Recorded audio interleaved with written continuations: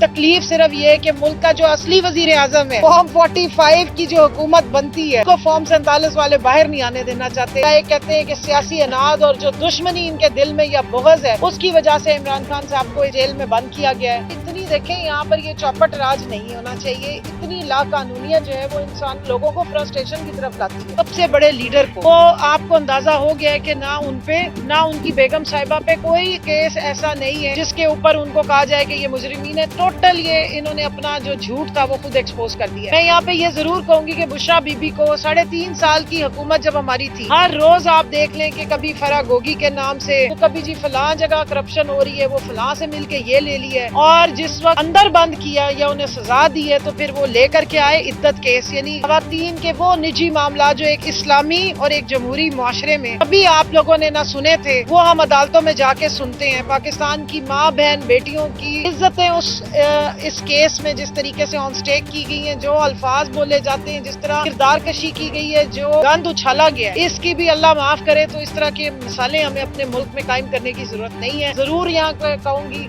कि 29 मई को फैसला आना था, और ये हमारे साथ जो लीगल माइंड्स खड़े हैं ये आपको बता सकते हैं। सलमान अकरम राजा साहब ने भी स्टेटमेंट दी, सलमान सफ्दर साहब ने भी कहा कि 34-35 साल की उनकी वकालत के जिंदगी में कभी ये नहीं हुआ कि एक जज साहब ने फैसला महफूज किया और फैसला सुनाने की बजाय खबर माने का की गलाजत भरी तकरीर सुना दी जाए, वहाँ खवातीन को गंदे इशारे किए जाए, वहाँ पर गाली गलोच की जाए। इमरान खान साहब को गंदी गालियां नंगी हमारे सामने दी गई, और उसके बाद वो वकला वहाँ खड़े हुए आर्ग्यूमेंट दे रहे थे, उन सब पे बाद में पर्चे काट के उन पे 7 ATA लगा दी जाए, और जिस एविडेंस के तौर पे कहा जाए कि उस कमरे की फुटेज मंगा दे CCTV की, तो वो फुटेज भी गायब हो जाए। तो इतनी देखें यहाँ पर ये चौपट राज नहीं होना चाहिए। इतनी लाकानूनियत जो है वो इंसान लोगों को फ्रस्ट्रेशन की तरफ लाती है। हमने हमेशा आइन की पाबंदी की है, कानून की पाबंदी की है। हम पे आपने इन अदालतों में इन पुलिस को इस्तेमाल करके इल्जामात लगाए, झूठे मुकदमे बनाए, ये झूठी FIR हम पे काटी, हम फिर भी आते हैं कानून की पाबंदी करते हुए, अपनी अदालतों को इज्जत देते हैं, एहतराम देते हैं। इसलिए आज देखें सुबह से सब लाइन हाजिर हुए, टाइम पे आए, आके हमने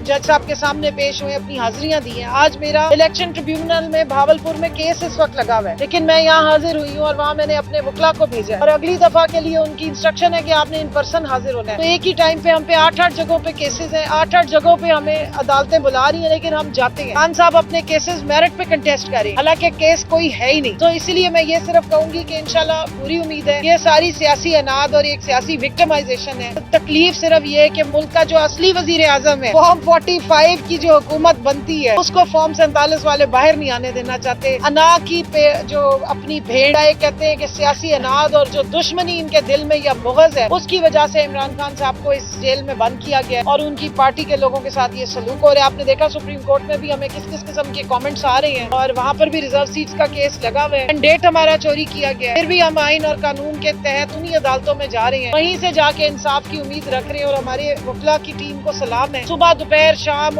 इन्होंने 9 मई के बाद जितनी वस्तायत थी उसका मुकाबला किया, और आज अगर हम बाहर खड़े में और आज अगर हमारे पीछे वो जिस तरह पहले पकड़ धकड़ थी उससे कोई कमी आई है, इसकी वजह हमारी ये लीगल टीम है, हमारे ये भाई हैं जिन्होंने आइन को भी यहाँ पे अपहेल्ड किया है, जिसको इन्होंने रद्दी की टोकरी में डाल दिया था इन सारे जो टोले ने 47 फॉर्म वालों ने, और साथ में अदालतों की सैंक्टिटी भी वापस की है। और साथ में मैं उन जजेस को भी सैल्यूट पेश करूंगी, उन जजेस को जरूर सैल्यूट पेश करूंगी जो इस सारी फस्तायत के अगेंस्ट खड़े हो गए हैं, हक सच का साथ दे रहे हैं और मुनसिफ होने का हक अदा कर